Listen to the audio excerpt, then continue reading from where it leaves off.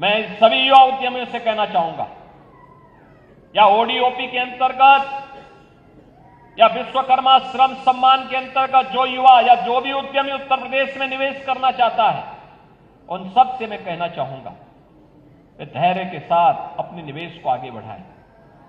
सरकार का single window system उनकी मदद करेगा, निवेश सारथी उनकी मदद करेगा।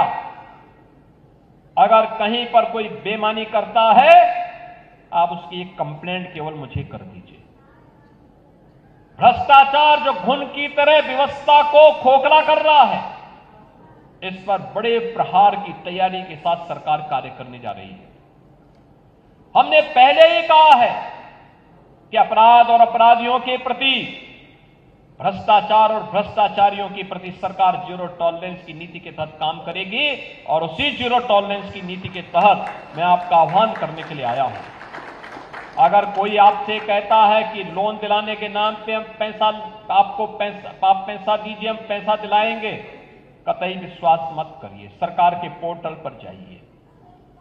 अगर कोई आपसे अनावश्यक रूप से धनराशि की मांग करता है, आप उसकी शिकायत करिए। हम उसकी जांच करवा करके जवाबदेही तय करवा देंगे वहां पे। और याद रखना, जो गलत तरीके से आपसे पैसे की डिमांड करेगा, याद रखना, मुझे लगता है कि वह व्यक्ति अंतिम उस परिवार की सर्विस होगी, उसके बाद फिर कभी कोई सरकारी सेवा में आने वाला नहीं है। फिर उसके बाद कभी उसको अवसर नहीं मिलने वाला है। इतनी बड़ी कार्रवाई कर देंगे कि वह एक नजीर बन जाएगी। और बहनों और भाइयों, ये घुन को समाप्त करने की आवश्यकता है, सख्ती के साथ इससे लड़ने की आवश्यकता है।